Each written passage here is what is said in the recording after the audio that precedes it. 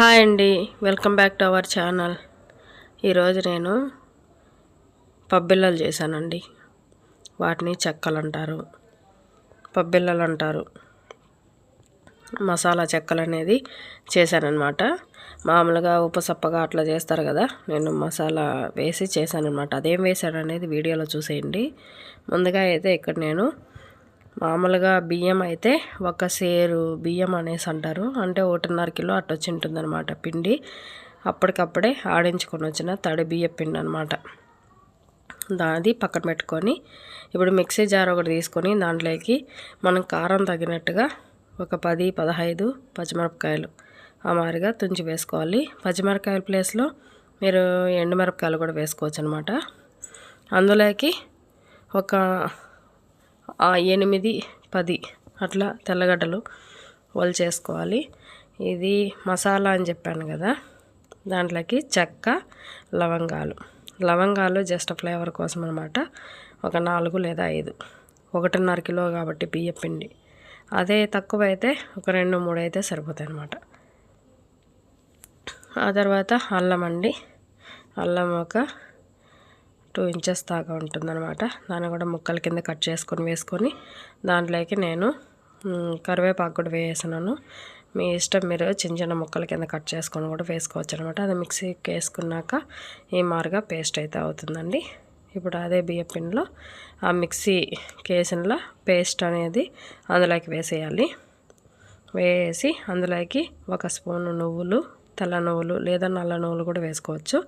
సరిపడా salt, 1/2 spoon వచ్చి పసుపు, ఒక 1/2 కప్పు ఉంటాయండి శనగబేడలు, అంటే పచ్చెనగపప్పు. ఒక 3-4 గంటల ముందు నానబెట్టుకునింది. తర్వాత డాల్డా అండి, డాల్డా ఒక 1/2 కప్పు ఉంటుందండి. అది బాగా వేడి చేసుకొని వేసేసి ఒకసారి స్పూన్తో మిక్స్ చేసుకోవాలి, ఎందుకంటే డాల్డా వేడిగా ఉంటుంది కాబట్టి.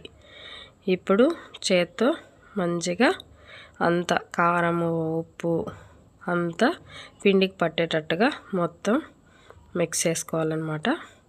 ఇలా మిక్స్ చేసుకున్న దాంట్లో నేను చూసినాను కొంచెం కారం అనేది తక్కువగా ఉన్నింది. మసాలా చెక్కలు అన్నప్పుడు కారం అనేది తక్కువ ఉంటే బాగోదు కదా, కాబట్టి మళ్ళీ కొంచెం కారం అనేది వేసుకున్నా. తర్వాత ఇందులో తడిబియ్య పిండే కాబట్టి తక్కువ అనేది పడతాయండి. పాలు వేసి అయితే కలిపినాను అనమాట. పాల ప్లేస్లో నీళ్ళు కూడా వేడి చేసుకొని వేసుకోవచ్చు. ఈ పాలు అనేది నేను కాంచి చల్లారబెట్టుకున్న పాలండి. నాకు టీ గ్లాస్తో కరెక్ట్గా 3 టీ గ్లాసులు అయితే పట్టినాయి అనమాట. అక్కడికి సరిపోయింది 3 టీ గ్లాసులు. మళ్ళీ ఒక 1/4 గ్లాస్ అట్లా పట్టింటాయి అనమాట.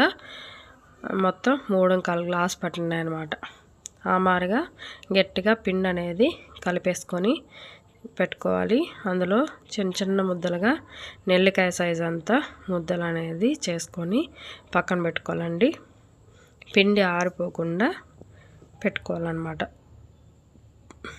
దానికి ఒక క్లాత్ వేడి చల్లటి నీళ్ళలో తడుపుకొని ఆ మాదిరిగా వేసుకుంటే పిండి ఆరిపోకుండా ఉంటుంది.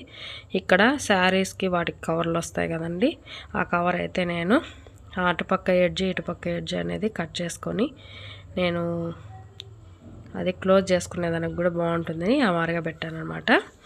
చూడండి, దానికి కొంచెం ఆయిల్ అనేది స్ప్రెడ్ చేసుకొని మనం చేసుకున్న బాల్ అనేది పెట్టుకొని ఈ మాదిరిగా చిన్న క్యారియర్ బాక్స్ ఉంటుంది కదా, దాంతో కానీ లేదంటే గ్లాస్తో కానీ చేసుకోవచ్చు.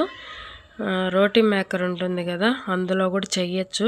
కాకపోతే నేను ట్రై చేశాను, మనం పచ్చెనగపప్పు అనేది వేసాం కదా, దానివల్ల కొంచెం రావడం లేదు, నాకైతే రాలేదు.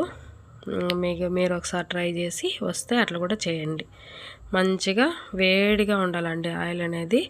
అందులోకి మనం చేసుకున్నటువన్నీ వేసేసుకోవాలండి. ఇలా వేసేసి ఒకదాని కనుక ఒకటి వేసి బాగా కలర్ చేంజ్ అయ్యేంతవరకు కాల్చుకోవాలన్నమాట. ఇది అందరికీ తెలిసిందే కదా.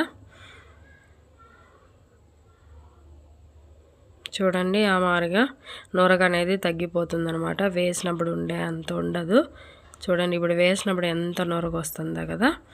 కానీ అవి కాలిపోయినాయి, ఇంకా తీసేయచ్చు అనేటప్పటికి ఆయిల్ అంతా నూరగనేది ఉండదన్నమాట. అప్పటి వరకు కాల్చుకొని తీసి పక్కన పెట్టేసుకోవడమేనండి. చాలా టేస్టీగా ఉన్నాయండి, చాలా క్రిస్పీగా కూడా ఉన్నాయి. ఒకసారి మీరు ట్రై చేయండి. నేను చేసిన ఈ పద్ధతిలో మీకు నచ్చుతాయో లేదో కామెంట్ చేయండి. నేను చేసిన మసాలా చెక్కలు మీకు నచ్చినట్టయితే లైక్ చేయండి, షేర్ చేయండి. థ్యాంక్ యూ ఫర్ వాచింగ్ అండి. బాయ్ అండి.